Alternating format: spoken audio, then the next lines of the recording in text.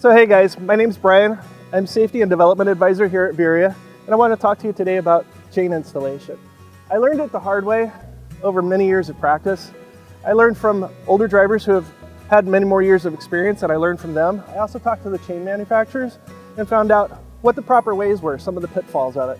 I had to learn a lot of that the hard way, and I'm hoping you don't have to. That's the purpose of this video today, is to find, from my experience, the best way to install those chains and be able to get back to doing what you do best out there. So when getting chains for your equipment, ensure that you're getting the proper chains for the equipment that you're operating. One of the things you want to make sure of, especially with super singles being more common, is you want to watch out for 455/55s. That would be for a wide single size tire. Whereas in this case, for a dual application, you're looking for the actual tire size. So in this case, you have 295, 75, 22.5. And you're looking for, these are 275, 80, 22.5. So you want to make sure that you have the proper chains for your equipment. So when getting chains out for the first time, you want to watch for your lock bars for operating the cams. Make sure you keep track of where those are. In the snow and the ice, they're easy to lose, and it's one of the easiest ways to make sure that the cams are locked down. If you lose one of these, locking the cams becomes much more difficult. So make sure that you keep track of these. Typically what I do is I stick them in my back pocket.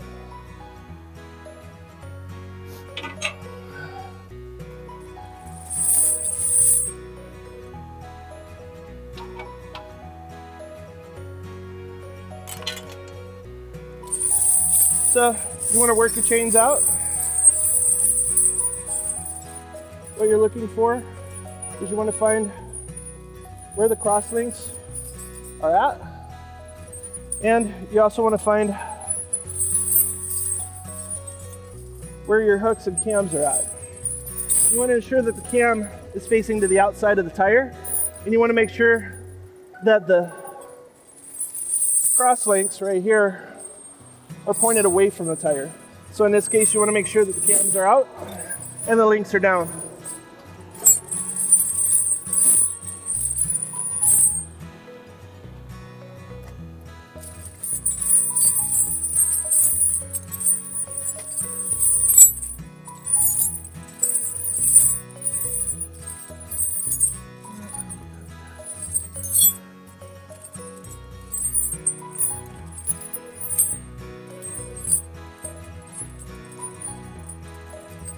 So once we've ensured that we have the right tire chains for the right tires, we want to make sure that we put them properly onto the tires. So one of the best ways is having the flat side of the links and the cams to the outside. One of the easiest ways is to grab it in the center from the far side and place them evenly on each side of the tires. You want to make sure that your cams are unlocked. They're in the open position. And if you need to adjust, it's easiest to do so in a stair step.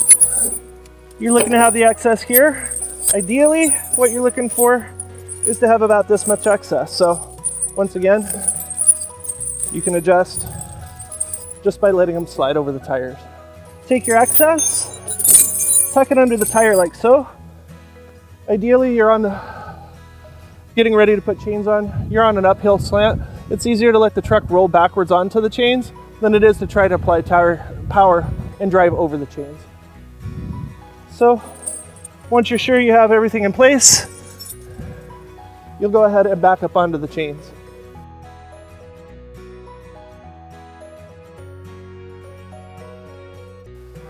So once we've backed up, you'll have all of your chains on each of the tires that you need for the states you're traveling through, or for the mountain pass that you're trying to traverse. What you want to do is make sure that you don't go so far backwards that you run these over.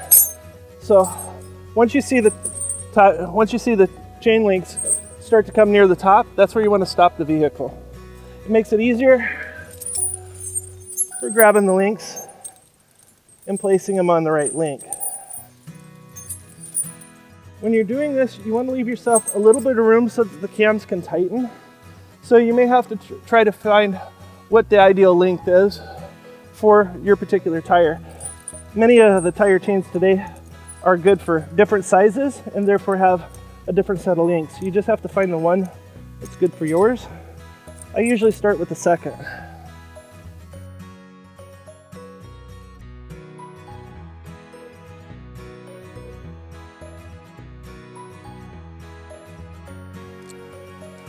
The challenges, though, are typically you're doing this deep in the snow. You have other drivers that are doing the same thing, so it's necessary to keep your head on a swivel while you're out there, such as when you have your back out, make sure you have that safety vest on, so that way people can see you out there in the snow. Visibility oftentimes is low.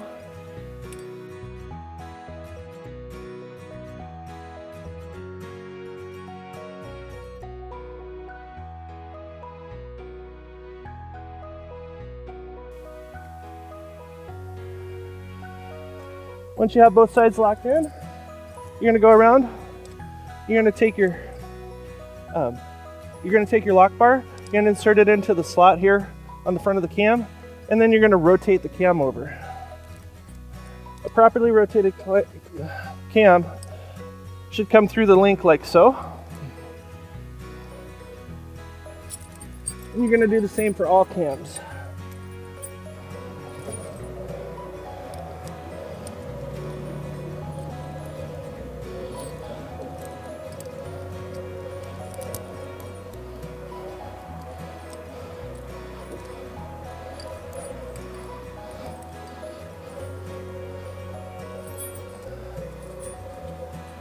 So, as you can see, it can be done fairly quickly. It does take time.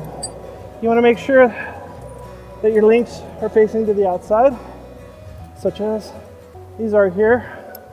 Once you have the cams locked in place, once again, you should have enough room. You should be able to get one hand underneath. If you find that you can get more, then you need one more link.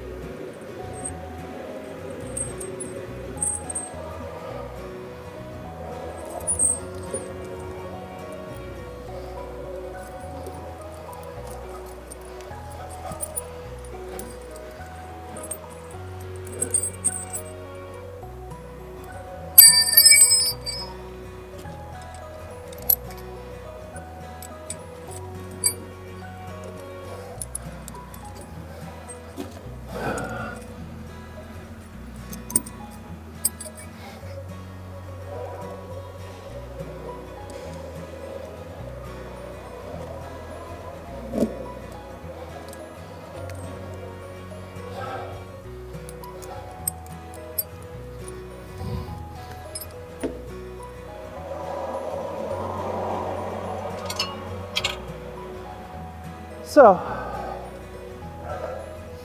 do I need to shut that off to resume?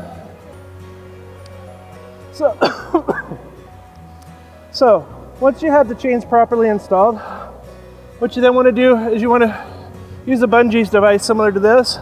If not, you can get an 18-inch bungee to a 20-inch bungee, and you can make a crisscross pattern directly over the center hub of the tire. So you come straight across here, straight from top to bottom. If you have the ability and access to the chain tightening devices, these are wonderful. Simply hook them up under the chain like so.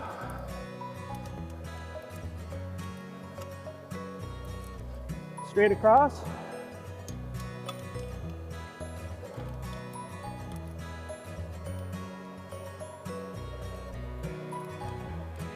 Ensure that you're not locking into any of the cam devices.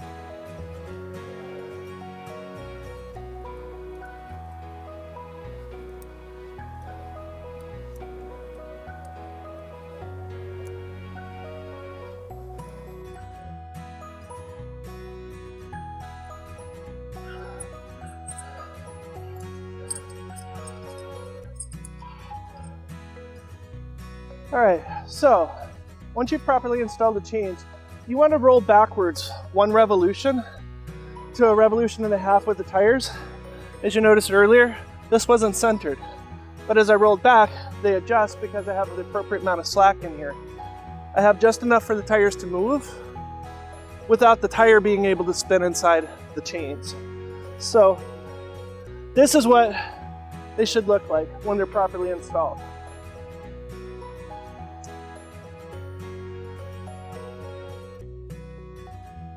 So when you're traveling through out west, particularly in the 11 western states, each state has a different chain requirement. Some states will have you chain all the tires on a single axle, but that single axle, you need to make sure that that's the power axle for your unit. If you're not sure which axle is the power axle for your unit, then please reach out to your maintenance department, ask them which one has the power, so that way you know when you're up on the side of the mountain, you know you're in those adverse conditions, you know which axle is the proper one to chain. Other states will require only a chain on the outer axles, meaning a chain only on the outside tire for each side on all the axles. Understand, it's easy to get these things wrong. Take the time. Typically, whenever you're out on a mountain and you're getting ready to traverse a pass, you have many other drivers that are trying to do the same thing. You also usually have a lot of other drivers that are trying to get into the chain area as well. So there's a lot of stress and pressure when you're trying to get these chains on. Make sure that you take the time just to get the simple steps right. It's facing downhill, so it's easier to roll forwards than it is backwards. Yep.